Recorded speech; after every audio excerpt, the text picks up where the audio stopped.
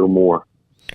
Ross, with the news of Mark Emmert leaving the NCAA, which was met with nothing but applause. I mean, I don't think anybody was sad to see him go out the door, but what does the new president have to be able to do, given that we really don't know what the structure of that job is going to be with the new governance rules and everything else going forward? Yeah, I thought it was interesting, immediately after Mark Emmert's announcement, everybody wants to have a list of potential candidates and who could replace him and all this stuff, when really we should be not asking who, but what.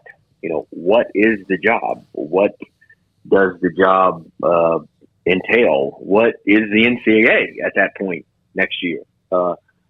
Transformation Committee is working on a lot of moves that that could potentially change how we legislate college sports, and could change the power and authority of the NCAA. But what we're going to see is the NCAA, be more and more relevant.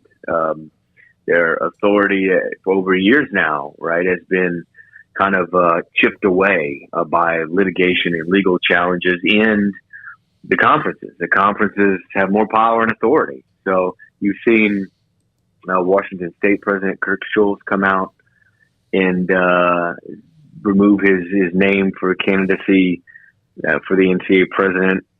Greg Sankey did the same thing, which of course that was laughable. He's in much more powerful position in the SEC.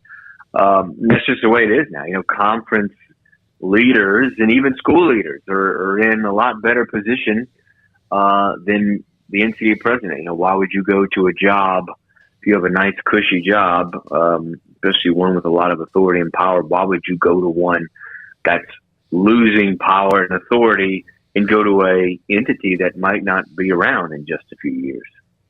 Ross, to that point, how desirable is this job for someone out there? I mean, Greg Sankey, like you said, that'd be a massive step down for him. But how much of a step up does it look like for maybe some others out there that could be interested? Well, I think that there obviously are some that might be interested in the job. And I know Baylor's president has she was on one of those many click me lists that you see of names just kind of thrown against the wall. And but I don't really know how attractive the job is for a variety of reasons, because like I said earlier, you don't know if the NCAA is even going to be around. You don't know how long it's going to be around, how much longer it's going to be around. You don't know what it's going to do, what its authority is, what it's going to be presiding over. And so, but I'm sure there are quite a bit of people that would be interested. First of all, it pays really well. Like Mark Emmert made around, I think, $2.5 to $3 million a year.